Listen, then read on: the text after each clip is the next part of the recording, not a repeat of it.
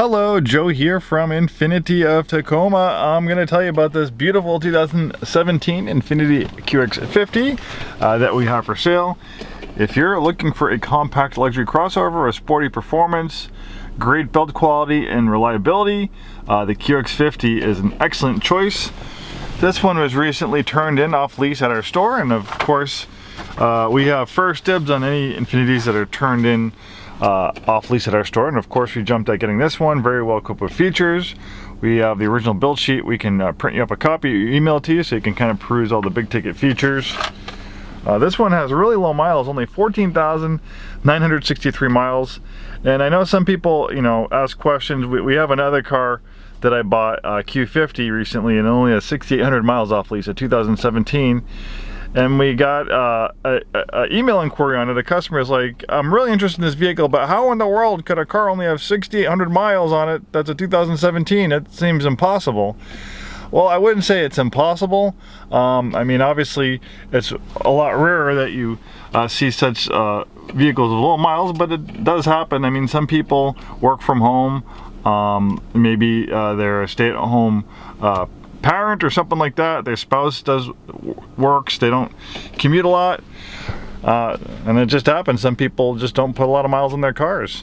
So that's the case of this one. Obviously, they had a 3-year lease, 10,000 miles a year. You could put a little over 30,000 miles on it, and unfortunately, they didn't use all those miles, and you don't get a credit back from Infiniti. If you don't use the miles, you lose it. So, luckily for you, if you're in the market for a QX50, you have an opportunity to get this really low mileage example. 2017 was the last year this generation of the QX50 was completely redesigned for the 2019 model year. They skipped 2018. If you're curious about the differences, I actually have a video on our YouTube page that you can see where I compare this previous generation QX50 like this one to the brand new one if you're curious about the differences. A lot of cool and interesting information there. This one has a beautiful leather interior, power and heated front seats, 7-speed automatic transmission with adaptive shift control. Adaptive shift control momentarily holds the current gear for better acceleration out of a turn, corner, or when accelerating up a hill. You also have manual shift mode. You pull the shifter back to the left, you push up to upshift, back to downshift. It will provide rev match downshifts for a sportier sound and feel. If you like music, this has a great sounding Bose audio system. It has navigation. It has a parking camera, and not just a parking camera, but a 360-degree overhead camera. Infiniti likes to be the first of technology, and they're actually one of the first companies to offer production 360 camera like this. And you can see you can change views. Automatic dimming mirror of universal garage door opener. The steering wheel tilts and telescopes, and it power tilts and telescopes.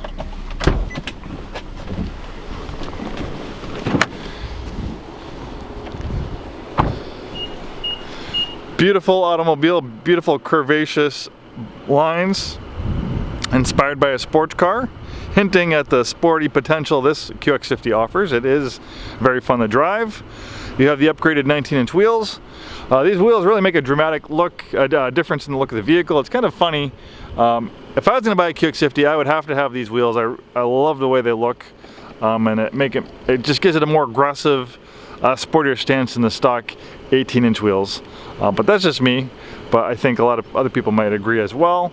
2017 is a great year for the QX50 because it got a facelift and got 4 inches out of the wheelbase in 2016, and most of that 4 inches actually ended up in the back seat. So even though we consider this a compact crossover, it doesn't necessarily feel compact on the inside. I had that front seat adjusted for my height. I have plenty of legroom back here, plenty of headroom. I'm 6'2". So generous accommodations in the QX50. The QX50 is built on a sports car platform, the advanced front midship platform. Pretty much all the sportiest Infinitis we've seen over the last 15 years have been built on this advanced front midship platform. Also shared with the Nissan 350 and 370Z sports car. Because it's built on this rear-wheel drive sports car platform, you can imagine it is very fun to drive. You have a very powerful V6 engine that makes 325 horsepower.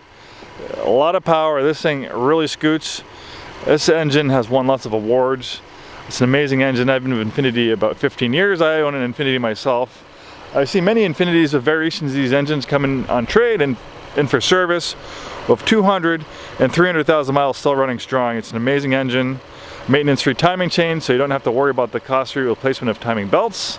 And thanks to platinum tip spark plugs, your first major tune-up will not be till 105,000 miles.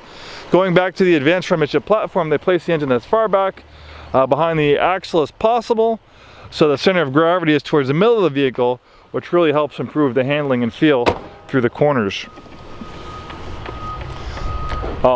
Rear-wheel drive is standard on the QX50. Intelligent all-wheel drive is optional. Most of the Infinitis that you'll find in our neck of the woods will have the intelligent all-wheel drive. The reason why it's intelligent is because when all-wheel drive is not needed, it will send 100% of the power to the rear wheels.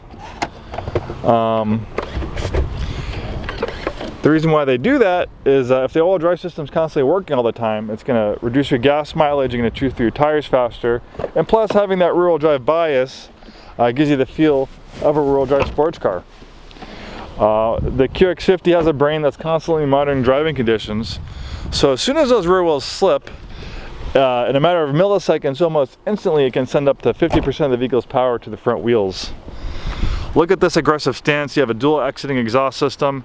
The V6 sounds really nice. It's kind of a lower restriction exhaust system. It's not too loud to be obnoxious, but it lets you hear a little bit of that throaty, nice sound from that VQ engine.